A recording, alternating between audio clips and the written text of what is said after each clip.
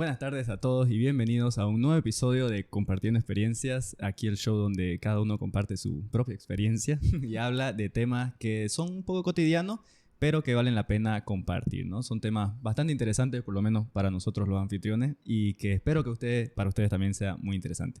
Estamos aquí el día de hoy con mi querida Isabel. ¿Qué tal, Germán? Gracias por la bienvenida, por la apertura. Y nada, aquí iniciando una nueva temporada, segunda temporada específicamente de nuestro espacio, con nuevas ideas, nuevas propuestas y nuevos temas. Y sin más que decir, quiero presentar a nuestra invitada de hoy, Celina Raldes, psicóloga y también, futura psicóloga y médico de profesión, es decir, colega nuestra. Estamos súper alegres de tenerla acá. ¿Qué tal, Celina? Bienvenida. Hola, ¿todo bien? Gracias por invitarme a este espacio y nada, súper intrigada por lo que voy a hacer este episodio. Sí, nosotros también en realidad, porque como te decía antes, atrás de escena, todo esto es espontáneo, nada está pregrabado y nada, vamos a iniciar este tema. ¿De qué vamos a hablar hoy, Germán? Hoy nos toca hablar de un tema que muchas veces puede ser muy controversial, pero que no debería ser así. O sea, debería poderse hablar totalmente libre, y que es el feminismo, ¿no? Un poco más ya vamos a ir adentrando con Celina, que nos va a ir contando su experiencia, nos va a ir contando todo lo que ha hecho dentro del movimiento, pero sí es un temita que vale la pena indagar y vale la pena conocer un poco más. Sí, así que Celina, contanos un poquito de tu historia, así como un resumen autobiográfico tuyo, no solamente respecto al feminismo, sino de toda tu trayectoria de estos movimientos en los que has estado inmersa. Bueno, soy Celina Raldes Herrera y tengo 24 años. Soy de aquí, de Santa Cruz de la Sierra, pero por temas familiares me mudé a Ascensión de Guarayo, que es donde crecí e hice toda mi etapa escolar. O sea, inicié ahí, terminé el bachillerato allá. Y entonces fue a mi 12 años que inicié en el movimiento del activismo. Yo era líder desde pequeña, pero en la iglesia, donde ahí igual también cuando estuve inmersa en todo ese mundo de la iglesia, empecé a cuestionar muchas cosas, ¿no? El porqué de ciertas cosas. De ahí se me dio la oportunidad de integrar grupos de liderazgo en temas medioambientales, luego en temas de derechos sexuales y derechos reproductivos junto a Plan Internacional. Y entonces fue ahí donde yo empecé a conocer un poco más sobre el activismo y ya fui creciendo en esos espacios. Inicié a mis 12 años, a mis 15, a mis 14 años fue mi primer viaje fuera del país para compartir con otros jóvenes de la región. Y ya ahí fui formándome en diferentes cursos que tenían que ver con derechos sexuales, derechos reproductivos, derechos humanos. Y ahí fue donde fui conociendo este término de feminismo, y en algún momento de mi vida, dentro del activismo, me fui considerando y fui nombrándome como una feminista, ¿no?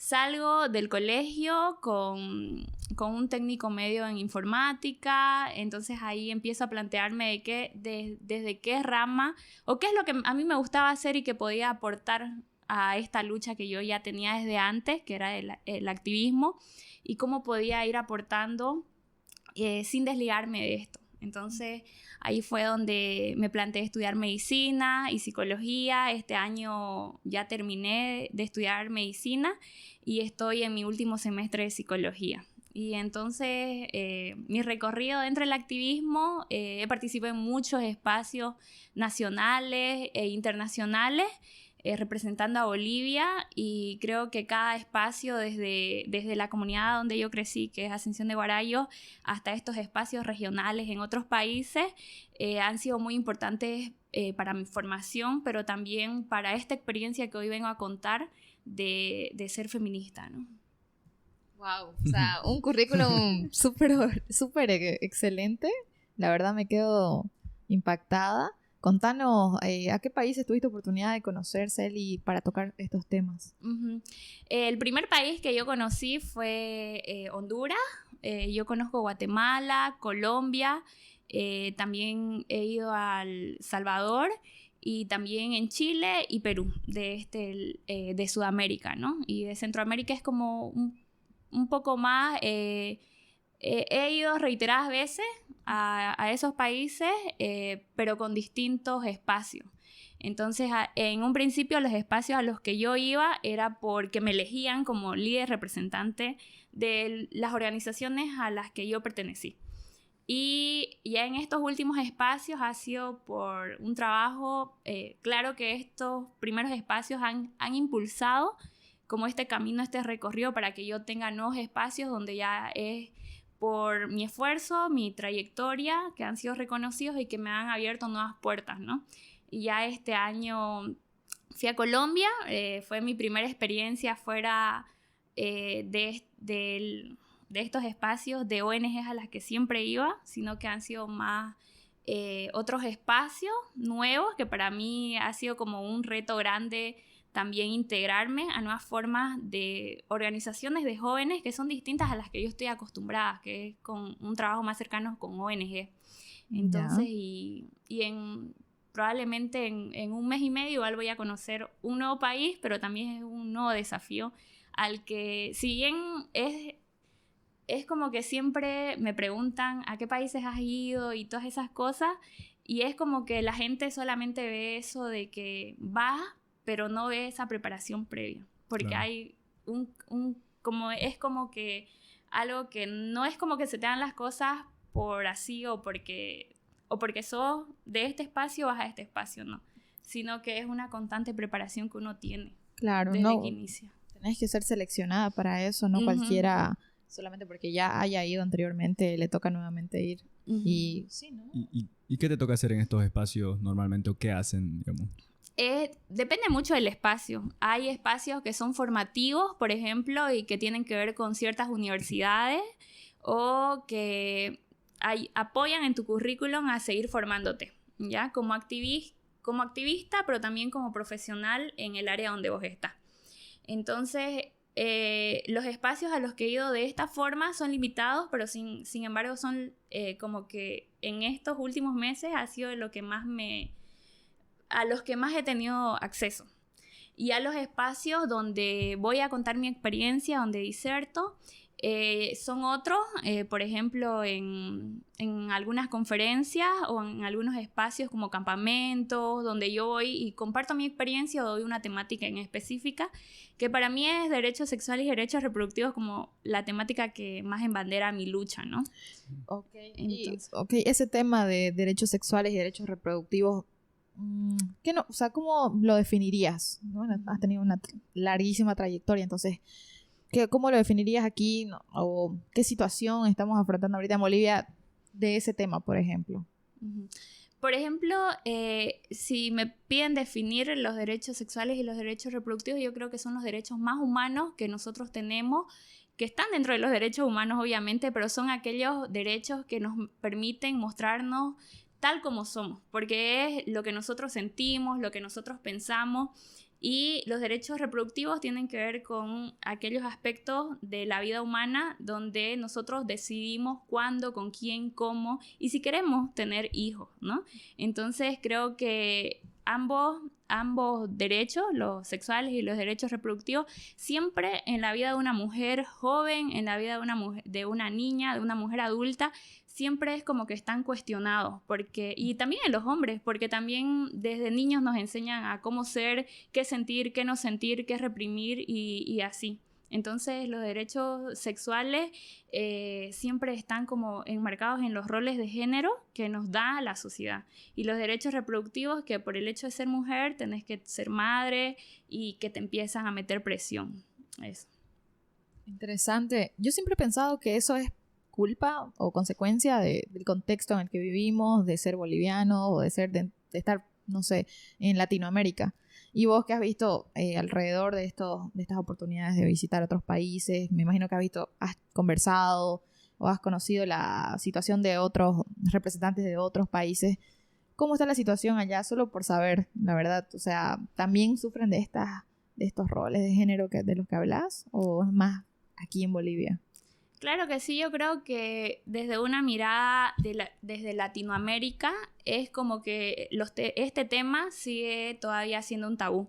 no como en otros países como Europa, Asia, donde esto es más debatido y es como que hay un mayor debate de esto, es como que hay una mayor apertura a estas temáticas. En cambio, aquí en Latinoamérica todavía seguimos encerrados por la cultura, por la sociedad, por muchos factores que influyen, ¿no?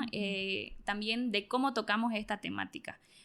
Más aún, también hay que hacer una diferencia entre las mujeres que viven en el área rural y las mujeres que viven en el área urbana. Okay. Sin embargo, todas tenemos como ese punto de convergencia de que se nos vulneran derechos, que son estos derechos sexuales y derechos reproductivos, pero también nos atraviesan otras interseccionalidades, por ejemplo, que es el ser mujer indígena, que es el ser mujer que no tiene acceso a educación, que es ser mujer joven, entre otras interseccionalidades que nos atraviesan, pero sin embargo podemos coincidir en algunos puntos, ¿no? Y eso es lo que sucede a nivel regional. Interesante, ¿no? Entonces, tu lucha, digamos, vos sos feminista, pero feminista como que tu enfoque es desde la reproducción y, o sea, desde la... Perdón, ¿cómo lo mencionaste? De los derechos sexuales y derechos reproductivos. Como que de ahí parte de tu lucha, digamos.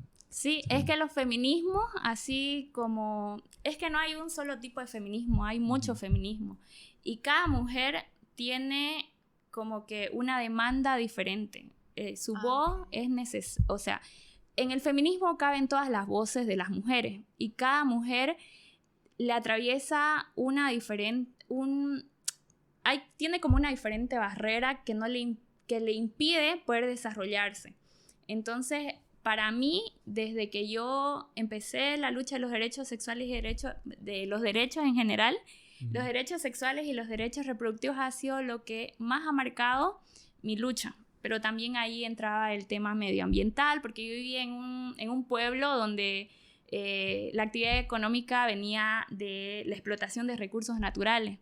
Entonces, cómo esta explotación de recursos naturales también era como que marcaba la vida de las mujeres dentro de esta región y cómo esta lucha de los derechos ambientales también repercutía en la reproductividad, en el ejercicio pleno de los derechos sexuales de estas mujeres, ¿no? Entonces, ahí fue como que el contexto en donde yo vivía fue que marcó eso. Probablemente si haya conocido estos derechos, no sé, aquí en la ciudad o en otro espacio, mi enfoque haya sido otro.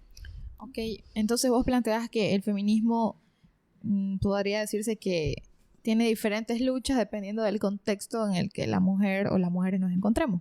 Claro que sí, y también depende mucho del acceso a la información a la que nosotros tengamos, porque hay muchas mujeres que no se consideran feministas y no se consideran en una lucha constante por sus derechos porque están en espacios de privilegio. Y es más, yo que crecí en un pueblo, tuve ese espacio de privilegio por tener el acceso a la información y saber que era un derecho sexual y un derecho reproductivo, porque muchas otras chicas que vivían ahí en el mismo pueblo no accedían a estos programas. Y tenía que ver por el lugar en donde estaba aplicándose este proyecto, digamos, ¿no? Entonces, probablemente muchas chicas de la comunidad donde yo vivía, de esa zona, no se veían así como afectadas o no sabían que no tenían estos derechos porque no los conocían. Ok, pero la pregunta del millón es, ¿qué es el feminismo? Y esta pregunta nos la hicieron mucho a mí, a Germán, algunas personas alrededor nuestro, ¿no? ¿Qué es el feminismo o qué es el feminismo boliviano si lo vamos a contextualizar un poco más? ¿Qué podrías decirnos al respecto de eso? Yo creo que el concepto que nosotros tengamos de feminismo lo vamos construyendo de acuerdo al paso de los años, porque si bien antes me acuerdo de la primera vez que me hicieron esta pregunta y yo la primera vez que quise saber qué era el feminismo, me acuerdo que investigué y decía es un movimiento y así. Pero yo ahora lo defino como un movimiento de mujeres para la sociedad, que busca la equidad para todos y una justicia social, ¿no? Es decir, que es un movimiento que nace de las mujeres, pero que tiene un beneficio para todos, para hombres, para mujeres, y que busca darle a cada mujer, a cada persona, de la sociedad, darle lo suficiente para que ésta pueda ejercer sus derechos, para que tenga posibilidades, porque si bien nosotros decimos, si ella puede, yo también puedo, y eso no es cierto, porque las condiciones en las que crecemos, por más que vivamos en el mismo lugar, no son las mismas, y tampoco las oportunidades se nos da a todas de la misma manera. Y yo creo que desde el feminismo luchamos para que cada mujer, para que cada niña, para que cada joven y para que también los hombres que son víctimas del patriarcado puedan liberarse de esta opresión. Buenísimo, me encantó. Como dijiste en una de tus entrevistas que estaba chequeando antes de esto, ha habido un recorrido directamente, ¿no? O sea, desde el primer movimiento feminista hasta hoy han habido derechos, han habido luchas que se han hecho muy bien. ¿Cuánto crees vos que falta, o digamos, por decir así, cuáles son esas luchas grandes que todavía faltan por hacerse para que ya, no para que esté terminado, porque es algo que siempre va en constante evolución, pero como para dar un gran avance, ¿no? Como fue, no sé, la votación, que las mujeres puedan votar, como fue tantos derechos. ¿Cuál crees vos que es como que el gran próximo hito, si es que hay? Yo creo que esta pregunta es como que la respuesta a esta pregunta es como que no la podría dar. ¿Por qué? Porque justo lo mencionás, ¿no? Es como que pasa el tiempo, tenemos acceso a derechos, no podemos negar que hay un avance histórico de las mujeres que dieron su vida, de todo este proceso previo que hay para que quienes estamos el día de hoy ejerciendo ciertos derechos tengamos esa posibilidad de ejercerlo, pero también creo que cada día hay un nuevo desafío. Uh-huh. Y creo que nunca vamos a poder decir, dar los derechos realizados por hecho, porque siempre, si bien ahora, por ejemplo, tenemos muchas leyes que es como que nos amparan y dicen que protegen nuestros derechos, en la realidad estas leyes no están siendo aplicadas o ya no responden a las demandas actuales, por ejemplo, ¿no? Entonces, las demandas de cada generación van cambiando. Uh-huh. Y, por ejemplo, ahora hay mucho esto que tiene que ver con el feminismo y el cambio climático, o el feminismo y el escuchar y el tomar en cuenta las voces de aquellas mujeres que cuando pasaron todos estos hechos históricos no estaban. Por ejemplo, cuando hablamos del derecho al voto, en esa época, por ejemplo, cuando las primeras mujeres pudieron acceder al derecho al voto, había mujeres que no podían, que eran las mujeres de los pueblos indígenas, que eran las mujeres que trabajaban de ama de casa. Entonces creo que es como que este tema de los derechos que responden a las demandas que hay, ¿no? Claro. De acuerdo a los contextos. Y yo creo que ahorita él tiene mucho que ver con este tema de la democracia dentro de los movimientos feministas y también cómo son escuchadas estas voces que alguna vez no fueron escuchadas pero que quieren ser parte y tienen que ser parte. Okay. No, interesante, la verdad. Yo tengo un comentario al respecto de las leyes de las que habla Celi, y no es por llevarla contra, sino de que veo muchas diferencias entre hombres y mujeres, algunas que benefician a los hombres, otras que benefician a las mujeres. Específicamente, y lo toco porque recientemente se dio un caso aquí dentro de mi empresa, de un colega que tuvo su hijo y su esposa en el trabajo en el que está, le dan de baja 3 meses, entiendo. No, creo que 1 mes y medio preparto, 1 mes y medio postparto. Por ley, eso es lo que tienen. Pero él solo tuvo 3 días. Y yo, así personalmente le dije, oye, ¿no te vas a tomar más días libres? No sé. Y me dijo, no, porque por ley solo son 3 días. Y yo me quedé con eso, ¿no? O sea, más allá de que él no sea el que va a darle de amamantar y todo, ¿no crees que en el caso de no sé, de ser padre y madre, como que se lo pone en una posición por debajo al padre? O sea, yo lo veo así. Uh-huh. Y no sé, también creo que, ¿no? A los hombres aquí, luchen por eso, no sé, digamos. Es lo que yo diría. No sé qué opinas al respecto. Bueno, yo creo que justo por eso hay este término de equidad e igualdad. La igualdad es dar lo mismo y la equidad es dar lo que corresponde a la persona que corresponde. Entonces yo en este tema tenemos como posiciones diferentes respecto a este punto. ¿Por qué? Porque desde el punto de vista biológico, la mujer tiene que volver, todo su organismo tiene que volver a restituirse y volver a la normalidad, algo que al hombre no le sucede. Entonces creo que por eso igual se toma en cuenta los días más días para que la mujer pueda volver a estar bien, ¿ya? Y en el tema de, por ejemplo, si lo vemos, de la gestión de cuidado, eso tiene que ver con cómo la mujer asume un papel en la gestión de cuidado. Es decir, cómo la mujer se hace cargo, como decía, de amamantar, de cuidar. Si bien hay padres, y eso no se puede negar, hay hombres que asumen estos cuidados, no lo asumen de la misma manera que lo asume una mujer. Y también de lo que implica ser mujer y ser madre. Porque también ahí la sociedad nos dice, las madres hacen esto, los padres hacen esto, y ahí hay como que un mayor desgaste o una mayor entrega de la mujer.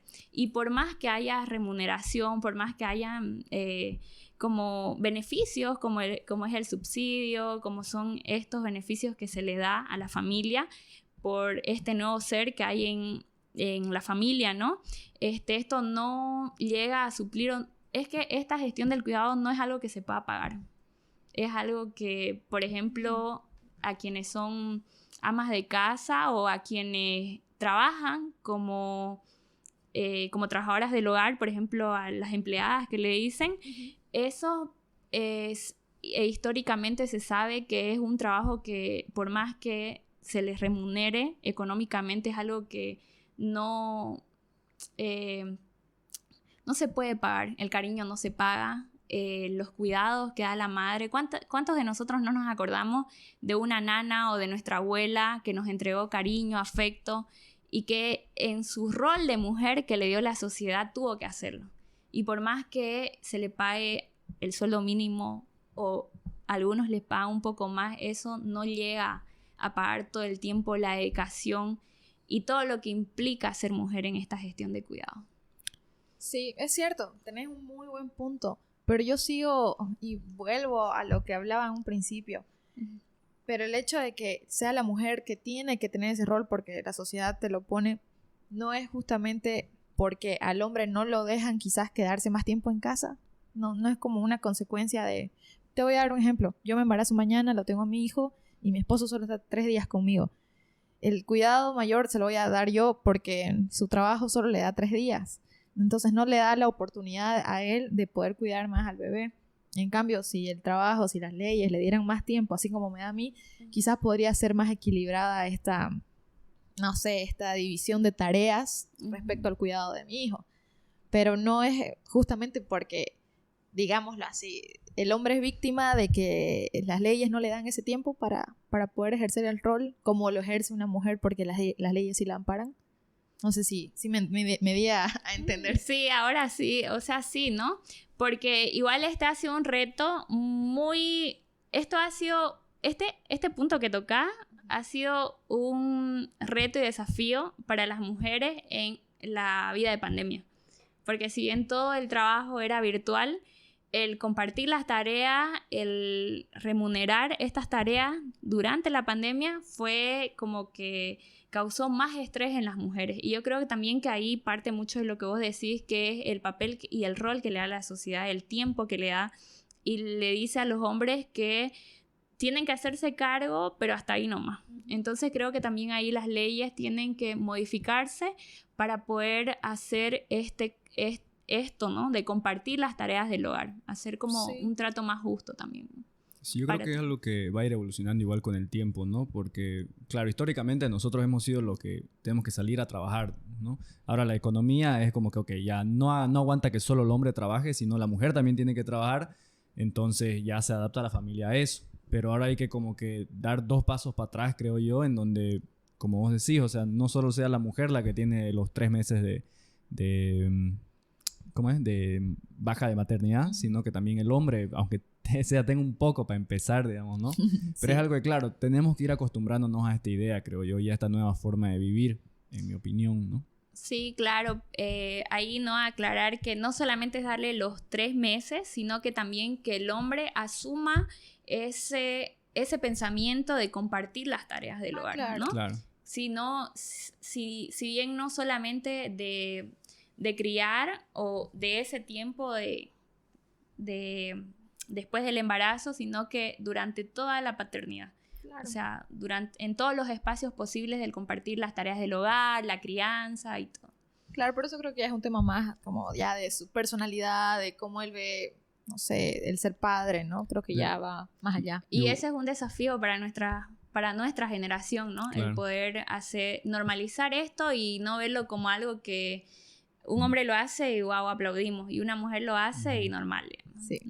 Sí, es como que esa famosa, por ejemplo, hay varias frases clichés que se usan, ¿no? Cuando se habla de feminismo, por ejemplo, la deconstrucción, digamos, ¿no? La deconstrucción del macho y no sé qué, y que pueden sonar cliché y todo, pero la verdad es que tiene que suceder. O sea, yo veo cosas en mi familia, veo cosas en la sociedad, lo que querrás, que yo digo, y es porque ya estamos en un mundo tan globalizado que ya la cultura no es nuestra cultura nomás en la que vivimos, sino vivimos en una cultura global cada vez más.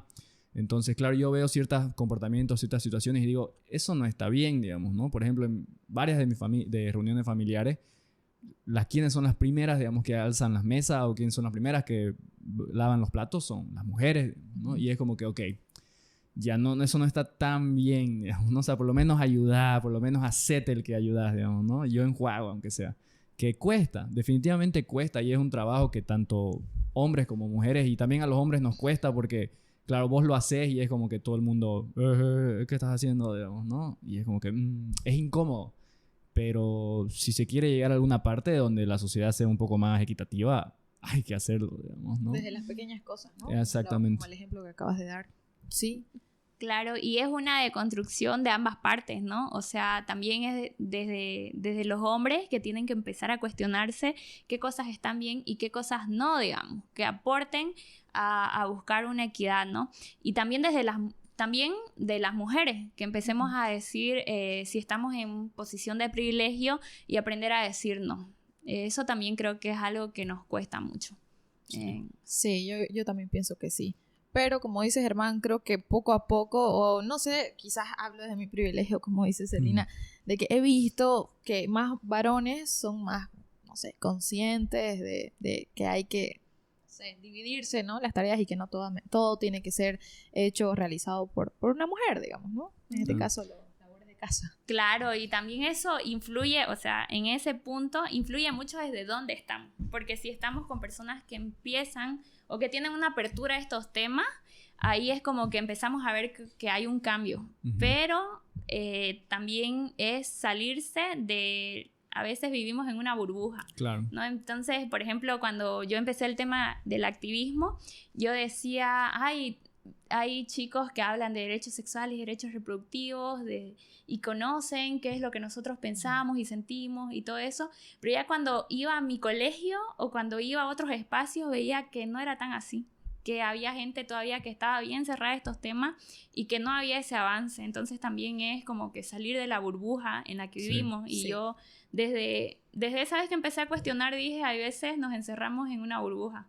Y no lo digo por otras personas, sino por nosotros que estamos, o bueno, en mi caso, que estoy en estos temas y pienso que la gente que está alrededor mío sabe y muchas veces no está tan parte de la realidad. Es como, por ejemplo, aquí extrapolando, cuando yo me empecé a meter al tema de la lectura, yo ahora digo, hay harta gente que lee, digamos, ¿no? Y si vos me preguntás, yo te digo, hay hartísima gente que lee. Pero es porque yo hablo con los libreros, hablo con gente que lee, estoy sumergido en ese mundo. Pero voy a otro contexto y la gente no tiene ni ni idea, digamos, ¿no? Entonces es lo mismo, o sea, vos, claro, te empezás a meter y ves a tu alrededor y decís, wow, sí que ha progresado la cosa.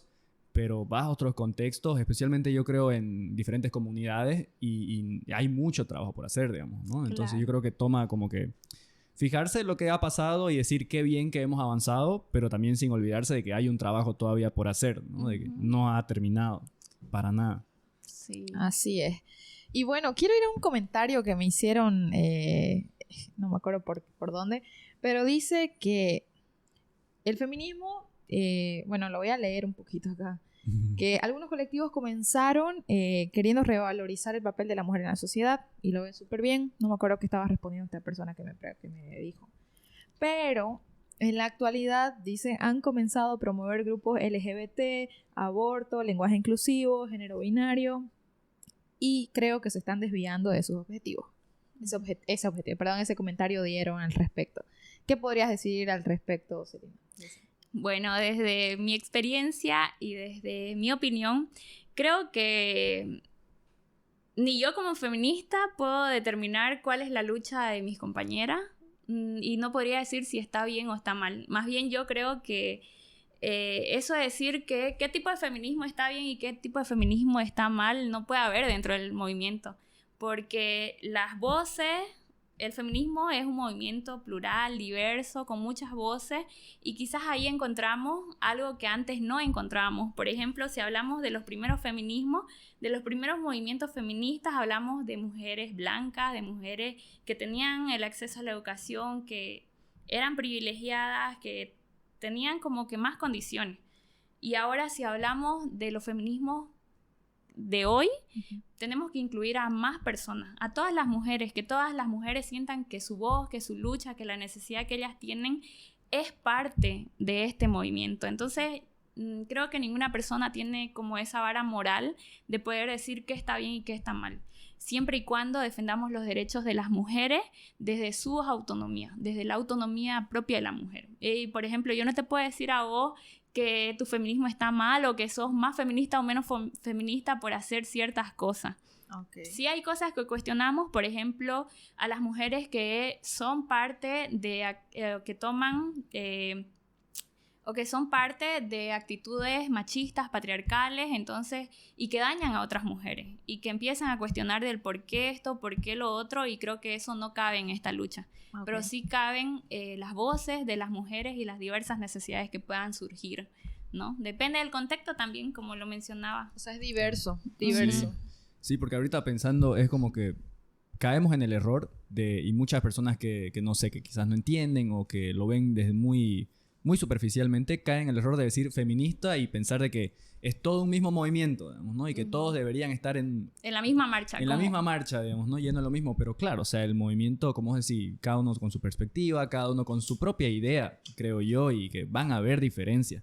Pero como decís, digamos, ¿no? Bien lo planteaste de que mientras sea por la autonomía de la mujer, por derechos, por la reivindicación, yo creo que está bien. Digamos, y hasta yo en algún momento de mi vida, digamos, empecé a decir, cuando recién inicié o cuando recién conocí el concepto, yo decía, ay, esa chica no es tan feminista. Y ahora que miro atrás, ¿no? Y digo, pucha, ¿cómo puede decir eso? Claro. Porque igual es como que todo el tiempo uno se va... deconstruyendo y construyendo nuevamente y es como que tu pensamiento igual va cambiando, ¿no? Porque vas viendo diferentes realidades y muchas veces caemos en tomar esas actitudes o esos comentarios para desvirtuar la lucha de otras mujeres y sin embargo no entendemos que mis necesidades no son las mismas necesidades de mis compañeras. Pero mira, ese concepto que estás dando ahorita, Celina, primera vez que yo lo escucho. Entonces yo creo que hay desinformación sobre el movimiento feminista en general. O sea, yo antes de esta conversación jamás hubiera dicho, es cierto, depende de cada contexto, o como vos decís, actualmente, no, o sea, lo de hoy no es lo mismo que hace muchos años, el movimiento feminista va cambiando, dependiendo de las necesidades de cada mujer.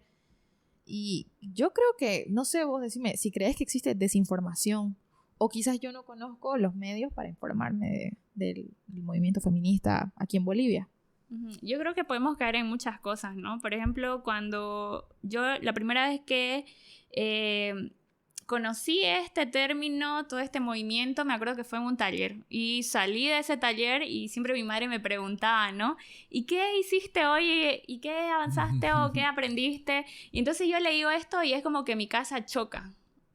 Okay. La primera vez que yo dije este término en mi casa, chocó. Fue como que la cara de mis familiares cambiaron. Y fue como que durante un tiempo era como que lo veían como algo malo. Y creo que mucha gente lo ve como si fuera el demonio, como si fuera lo más salvaje que pueda haber de las mujeres. Y yo creo que eso es desinformación, pero puede llegar de muchas partes. Por ejemplo, si yo hablo con algunos amigos y ellos me dicen, no, que las feministas son así, y son unas locas y no sé qué más, y así. Pero también en las redes, lo que se difunde, lo que se transmite, y yo creo que también ahí, como siempre decimos, ¿no? El internet tiene muchísima información y que puede ser de doble filo. O informa o desinforma. Y yo creo que también es como la gente que te va contando, porque aprendemos más por lo que nos cuentan o por lo que nos dicen, y entonces es como la gente desinforma a otras personas, ¿no? Sí, ¿ibas a decir algo? No iba a preguntar, pero ya no me acuerdo si tenés idea. Sí, justamente esta desinformación se ve cuando hablando con amigos o personas o familiares, quizás madres de familia de otra generación, o sea, nuestras madres que son de otra generación, sobre el feminismo, lo primero que se le viene a la mente por la desinformación que existe es mujeres desnudas, pintarrajeando o deshaciendo monumentos o tirando cosas. Entonces, no solamente se resume a eso, el feminismo, pero creo que por justamente esta desinformación que existe, es lo que muchas personas creen o creemos, incluso me incluyo en eso, porque muchas veces he visto, a ver, y voy a tocar otro tema quizás ahorita de el odio del feminismo que le tienen a la Iglesia Católica, y algo que para mí no está bien. Yo no soy católica de religión, pero no me parece justo, no me parece correcto que vayan y se choquen contra la Iglesia Católica, deshaciendo la catedral o haciendo figuras de Jesucristo y con una vagina, no lo sé. O sea, para mí es... bueno, no me parece, no va con mis creencias, no lo sé, no sé ni cómo decirlo, pero no me parece correcto, según yo. No sé qué opinas Germán o Celi. Sí, yo tampoco soy muy católico, pero eso me parece un poco mucho, digamos, ¿no? O sea, cuando pintarrajean la iglesia o hacen algo contra la iglesia, pero es porque, no sé, yo no soy ni una religión, pero tengo un respeto al tema religioso. O sea, yo paso por una iglesia, por ejemplo, no sé, un ejemplo. Yo no, ni católico, ni nada. Pero cuando paseo a mi perro, yo no dejo que mi perro orine en ninguna iglesia, por ejemplo. O sea, es por el respeto que le tengo. Yo digo, hay algunas personas que le parece santo esto, entonces yo no voy a ir a... Claro. ¿Me entendés? Como tratarlo como qué. Entonces, claro, me choca bastante. Pero también entiendo que es como una forma de protesta donde sí o sí te van a escuchar, ¿no? Entonces... ¿Lo hacen por eso? Sí, o sea, en realidad lo que se busca a través de las marchas, de toda esta movida, es buscar la incomodidad ante la comodidad que toda esta religión tiene ante ante ciertas situaciones. Por ejemplo, como la pedofilia que hay dentro de la iglesia, como que esto igual va a generar un mayor impacto en la protesta que se hace, ¿no? Y yo, como les dije en algún momento, no puedo decir que está bien o que está mal, porque es la lucha de estas compañeras y es la forma de expresión que ellas tienen. Y no solamente en la Iglesia Católica, yo creo que aquí lo tomamos más de esa forma porque es lo más fuerte que tenemos. Es como que, si bien no nos identificamos con esa religión, es como que lo que más hemos visto y oído. Entonces es como que sí o sí lo tenemos ahí como en alto. Y cuando yo les comentaba que al principio, cuando yo inicié a participar en grupos de niños, de jóvenes, yo era parte de la iglesia. Y si uno revisa la historia, es desde ahí, desde el Génesis, por ejemplo, ¿no? Que la mujer fue la que cayó en pecado y que fue la débil y que ahora es castigada con el dolor del parto y no sé qué más. Entonces, desde ahí empieza la mujer que tiene que ser sumisa y que es castigada y que por culpa de ella... Entonces es desde ahí, desde ese cuestionarse, ¿no? De cómo te enseñan, cómo la conceptualizan a la mujer desde la iglesia. Entonces creo que también toda protesta es válida, toda lucha es válida, todo es válido. Entonces, si esa es la forma que nos pueden escuchar, que nos pueden prestar atención, ahí vamos a estar, ¿no? Porque igual el tema del consejo, ¿no? Que fue lo último, que querían demandarlos y todo eso. Entonces yo creo que es por eso, porque lo tenemos ahí bien presente y enaltecido, y no vemos también que dentro de todas estas estructuras de la iglesia, de estos edificios que forman parte de la sociedad, igual si si los tocamos, ahí es como que pecado y eso. Pero a través de las marchas igual queremos buscar la incomodidad. No es para que nos vean, ay, qué bonitos los colores, qué bonito pintaron, no. Es para causar incomodidad y que se nos escuche. Claro. Yo entiendo, por ejemplo, claro, definitivamente genera demasiada incomodidad, digamos, ¿no? En la sociedad, en muchas personas y en la iglesia, obviamente. Pero ahí, bueno, no sé. Uno puede dar opiniones de lo que quiera, digamos, ¿no? Y yo creo que como ellos son libres de marchar, uno es libre de opinar y todo mientras sea un debate, perfecto. Yo analizo mucho los movimientos sociales. Yo analizo mucho lo que tiene que ver con cómo están comunicando su marcha, cómo están comunicando todo, digamos, ¿no? Y a mí nunca... Es que no sé, la verdad que es un tema muy complicado.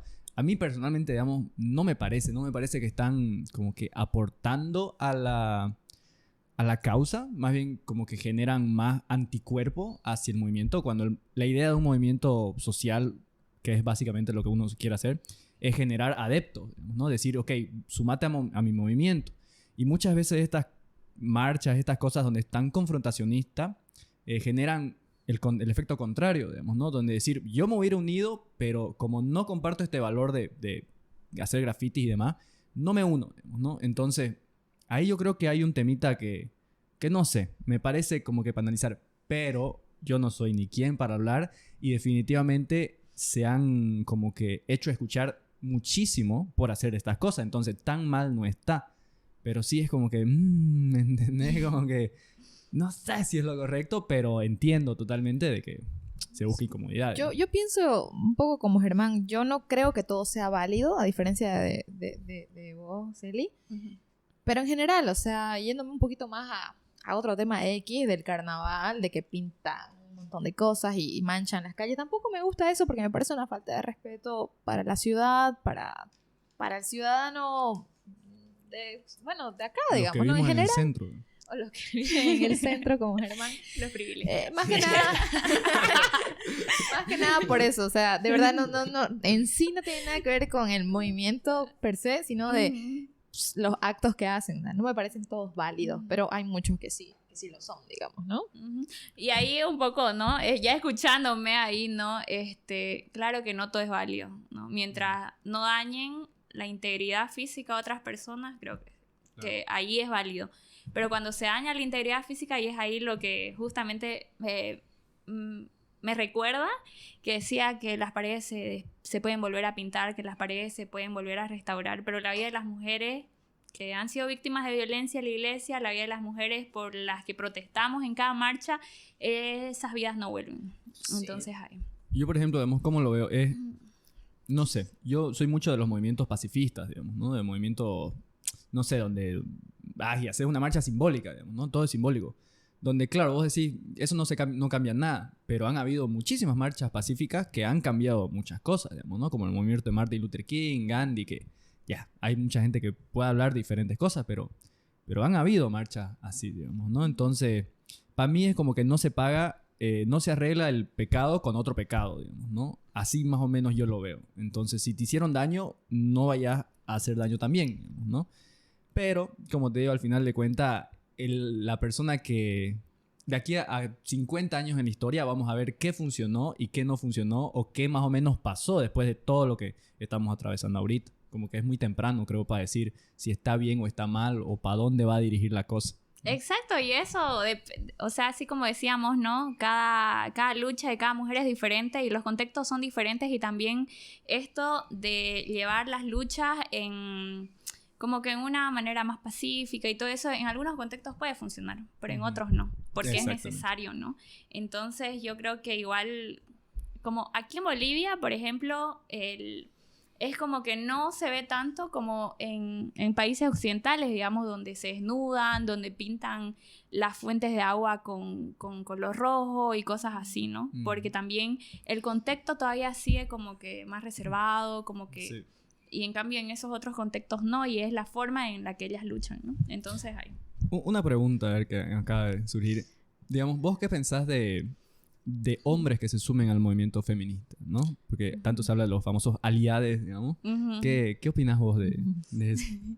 Bueno, yo creo que los hombres no tienen por qué sumarse a la lucha feminista, sino que ellos tienen que crear los espacios de hombres para poder empezar a cuestionarse los privilegios que tienen y las oportunidades de cambio que ellos puedan generar a partir de sus espacios.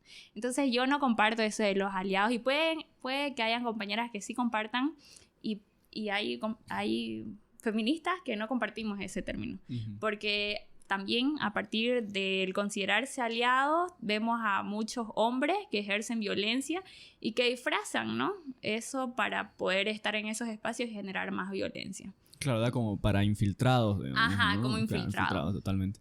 Ok, entonces vos no estás de acuerdo. No. Sí. Bueno, interesante porque creo que la mayoría en realidad de las mujeres feministas no desean a un hombre, y si dentro de sus marchas, sus movimientos, creo que he visto videos en que incluso los botan o les pegan por estar ahí, ¿no? No, Sí, no sé. No Bueno, sé, yo hay creo de que todo, ¿no? pasa de todo, como se dice. Pero, o sea, es que también, como el movimiento es de mujeres, yo creo que hay un hombre, es como que quiere el protagonismo. O sea, hay que darle los espacios también. Por ejemplo, yo, si bien crecí, en algún momento yo decía, soy del área rural de Bolivia, y ahora que me he venido a vivir a la ciudad, ya no puedo tomar la voz de esas jóvenes de mi pueblo, digamos, de la provincia donde yo crecí. Y yo creo que también es dar y ceder los espacios de quién es la lucha. Y los espacios de las marchas y de los movimientos feministas es para las mujeres. Y yo creo que también los hombres tienen que aprender a respetar que esos espacios han nacido de la necesidad de que las mujeres queremos hablar, queremos los espacios donde sea de mujeres y para mujeres. Claro que el impacto que tiene el feminismo aporta a la sociedad, porque también ayuda a que los hombres se liberen de esas opresiones, o de lo que decíamos al principio, ¿no?, de ciertos mandatos que le da el patriarcado que tiene que hacer. Por ejemplo, ser el sustento del hogar, no llorar y tener una posición rígida y no ser sensible y esas cosas. Entonces yo creo que estos espacios son de las mujeres que sí aporta y que ayuda a todos, hombres y mujeres, niños, adultos y a todos, pero sin embargo los hombres también tienen ahí el desafío de empezar a cuestionarse entre ellos, porque los pactos y cómo ellos se manejan es como que son más fraternos. En cambio, a las mujeres se nos ha enseñado que a competir entre nosotras, a que entre mujeres no somos buenas amigas, y esas Totalmente. cosas. Pero tengo una pregunta, así un poquito ya más medio malita. Lánzate. Y si es un transexual, un hombre que se considera mujer y quiere estar en estas marchas feministas o en estos movimientos feministas, que sé que tu opinión puede ser distinta de otra compañera, pero ¿qué opinas vos? Siempre, ¿no? O sea, siempre va a haber esta diversidad de opiniones dentro del movimiento, y creo que también es válido. Desde mi punto de vista es válido, porque también es el de construirse desde esos roles de género que hemos aceptado, a los que estamos acostumbrados, y que también tengo muchas compañeras que cuando ven diversidades dentro de las marchas feministas se molestan, pero también es darle esa riqueza al movimiento, es darle como que su voz también es válida dentro de estos procesos, ¿no? Siempre y cuando sean transexuales. No hombres, sino mujeres transexuales. No, para todos, para los diferentes grupos que puedan haber. Claro, porque, o sea, hay una diferencia, ¿no? Hay una diferencia entre un hombre que es heterosexual y homosexual. Entonces, yo creo que ahí también da mucho me preguntas desde mi punto de vista, Sí, ¿no? sí. Creo que es válido que haya esa unión, o sea, porque también ahí cuando decimos de la democracia, del movimiento feminista, tiene que escucharse desde aquellos que igual, desde aquellas diversidades también, ¿no? Entonces, pero siempre con esa premisa de que, como decía un compañero, muchas veces se infiltran para tomar el mando o la voz. Entonces yo creo que ahí también hay que tener como que cuidado, porque si bien es la voz de las mujeres, también tenemos que tener en cuenta esa diversidad, esa pluralidad con la que podamos toparnos, ¿no? Entonces yo creo que es válido desde mi punto de vista, porque también en los movimientos se habla mucho de las diversidades, de las disidencias y todo eso. Claro, porque son mal que mal están luchando igual por derechos que no tienen, creo yo, digamos, ¿no? O sea, muchas personas como hombres homosexuales, o sea, es como que yo creo que coinciden en varias partes donde se sienten en una sociedad donde no le da su espacio y tienen que luchar por ello, digamos, ¿no? Entonces yo creo que ahí coinciden bastante bien con el movimiento feminista. Sí, algo igual que es muy bueno aclarar es que, y que es bonito que se sepa, digamos, es que no puedes ponerle, digamos, en este caso que estamos charlando con vos, no te podemos poner toda la presión del movimiento feminista a vos, digamos, ¿no? Porque no es así. El movimiento feminista es un movimiento mundial, histórico, que viene hace mucho tiempo. Vos sos una persona, entonces tenés tu opinión, tenés tu forma de ver las cosas, tenés tu forma de hacer las cosas, pero eso no quiere decir de que... De que yo tenga toda la verdad. Exactamente, de que así es, digamos, ¿no? Así que... No, claro, para aclarar, ¿no? Claro. Y una pregunta más, no sé si ya es hora de acabar o no, pero tengo una consulta. ¿Te sentís identificada con María Galindo? Si me siento identificada, yo la admiro y respeto mucho su lucha. Yo creo que es una mujer muy valiente porque se ha enfrentado a tantas cosas y yo he leído un poco de su historia, un poco de su lucha. Claro que yo no la conozco personalmente ni nada, pero sí es una mujer de admirar y yo creo que hay un respeto grande desde mi liderazgo hacia ella. Obviamente ella ni me topa ni me conoce, ¿no? Pero yo creo que también nos inspiramos en mujeres que están en nuestro alrededor, ¿no? O sea, sí, claro, es bastante respetable muchas de las cosas que ha hecho, pero si tuvieras alguna crítica negativa hacia ella, ¿qué dirías? Si es que hay, no sé. No me considero así como dije, no tengo la vara moral de decir que está bien y que no. Claro. Porque la lucha de ella puede ser fuerte para algunos y puede causar mayor incomodidad porque no conocemos. Y creo que desde que entré a todo este mundo del activismo, he tratado de construirme a tal punto de mirar a una mujer y de no sentir que tengo que juzgar o que tengo que entender su lucha o decir por qué hace eso o por qué no lo hace. Entonces creo que no podría dar algo negativo ni algo súper positivo porque es su lucha de ella y respeto mucho. Y así como de todas las compañeras que yo tengo y de todas las amigas y de todas las conocidas, ¿no? Me parece una postura muy sana, la verdad. Me encantó tu respuesta. Sí, y aparte nos pasa, ¿no? No solo el movimiento feminista, sino que nos pasa hasta a mí, digamos. A veces yo veo, no sé, otros creadores de contenido y digo, se está haciendo las cosas mal o ese queriendo opinar, pero al final de cuentas no sos quien para opinar, digamos, ¿no? Cada uno lo hace a su manera. Y cuesta mucho, o sea, cuesta mucho porque lo tenés ahí como que siempre estás comparándote con otros y viendo si soy mejor o peor. Y también me ha pasado eso de que me han dicho personas cercanas a mí, pero entonces si vos haces esto no sos tan feminista y entonces te sentís mal y decís, pucha, entonces estoy haciendo bien, estoy haciendo mal, pero creo que el feminismo tiene que ser algo que no duela en la vida de las personas. Sí duele perder ciertos privilegios, sí duele asumir que estás en posiciones de privilegio ante otras personas, ante otras mujeres, pero también creo que te liberas y es algo sano. Entonces creo que te quita algo, pero también te suma mucho. Claro. Otra preguntita que igual surgió, que bueno, no sé si estás en posición de responder ni nada, pero ¿cómo se financian estos grupos? ¿Cómo financian sus movilizaciones o cómo financian el movimiento en sí, digamos?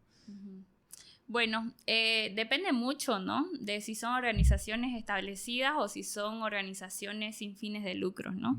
Por ejemplo, en las primeras organizaciones en las que yo estuve era por nuestra lucha, era de nuestros bolsillos, pero también hay muchas ONG o organizaciones que tienen que ver con el Estado y otras que no tienen que ver con el Estado, que son extranjeras, que también apoyan estas luchas, ¿no?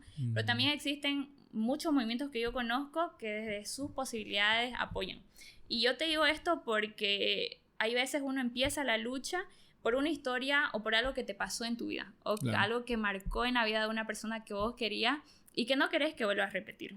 Entonces, desde ahí parte, ¿no? Y yo creo que muchas historias, si nosotros nos ponemos a preguntar y a contar o a investigar, son a partir de lo que vivimos. Porque si hacemos una encuesta o pones en tus redes a cuántas mujeres, si hay alguna mujer que no se haya sentido violentada de alguna forma. Entonces yo creo que no existe alguna mujer que no haya sufrido algún tipo de violencia o que esté libre de eso. Sabes que ese temita es algo que yo no sé, no me considero deconstruido, no me considero aliado, no me considero nada. Pero el hecho de pensar, yo he tenido muchas amigas, digamos, que me han contado, ¿no? Que han estado en una situación donde la acosaron, algunas situaciones más graves, otras menos graves, pero es un denominador común. O sea, es como que no le ha pasado a algunas pocas, le ha pasado a mucha gente. Y no solo aquí en Bolivia, no solo en Latinoamérica, sino en Europa, en Estados Unidos, digamos, ¿no?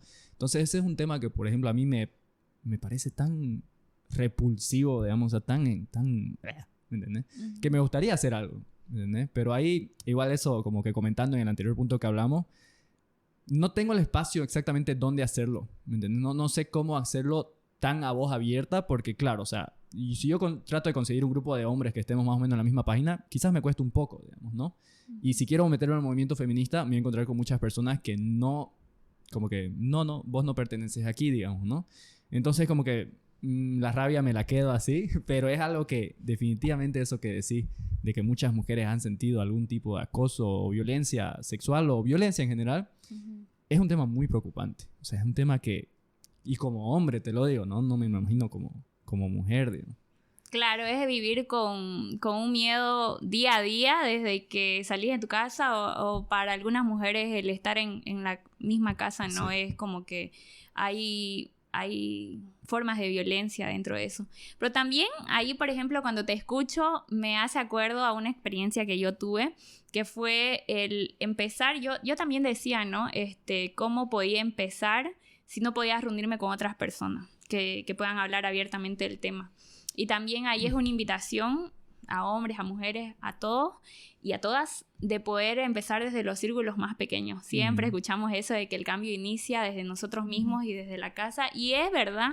Y cuando empezamos a hablarlo en casa o hablarlo con conocidos, podemos chocarnos con la realidad de que no están sensibilizados y que puede ser el trabajo más desafiante que podamos tener en nuestra lucha.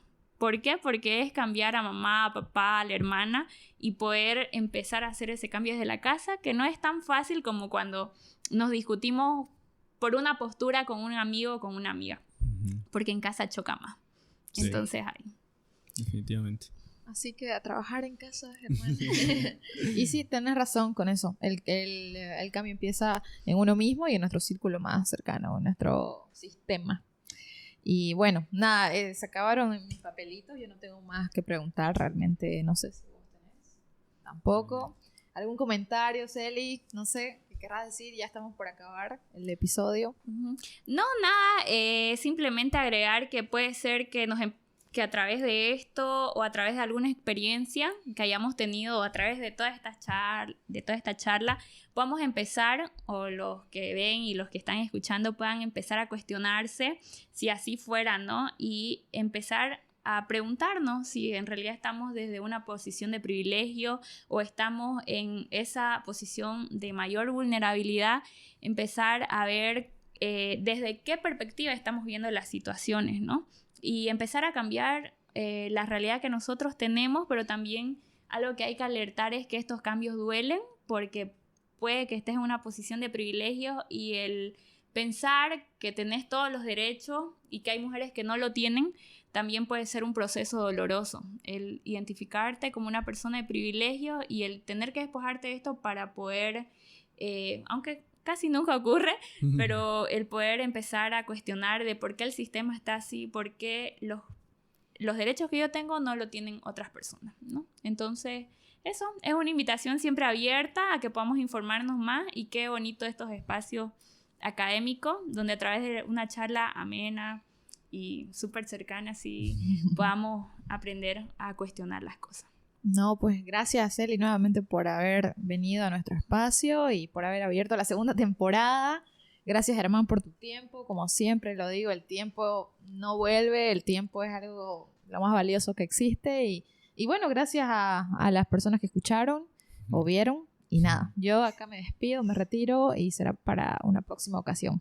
Chau. Sí, justamente igual, bueno, comentando lo que estaba diciendo Celi, ¿no? Que a veces ubicarse donde uno está a veces es poco difícil, y cambiar la situación donde uno está, y no solo hablando en temas de feminismo o temas demás, porque a veces hay tantas opiniones que están como que engranadas en nosotros y querer cambiarlo eso, especialmente con los cercanos, es súper difícil, ¿no? Pero es bonito revisarse de vez en cuando, ver qué cosas están funcionando, qué valores siguen vigentes y qué valores ya están como que fuera de fecha y cambiarlos, ¿no? Y a veces, complementando con el tema de los privilegios, a veces quizás no es necesario despojarse de los privilegios, pero si tenés esos privilegios, usarlos para alguna causa buena, digamos, ¿no? Eso igual yo aprendí hace tiempo porque me sentía mal por todos mis privilegios y dije, soy un privilegiado, pero ahí dije, wow, espera, no tengo que sentirme mal por tener todo esto, esta suerte, vamos a decir, digamos, ¿no? Pero sí tengo que hacer que esos privilegios valgan la pena, digamos, ¿no? Y no estar sentados arriba y, jaja, miren ustedes de abajo que no tienen nada, sino más bien, ok, yo te ayudo porque yo puedo hacerlo, digamos, ¿no?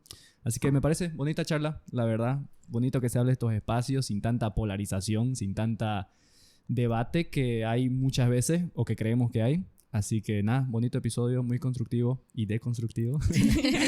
Así que nada, nos vemos en el próximo episodio. Un saludo a todas las personas que vieron y muchas gracias, Eli, por abrir la segunda temporada.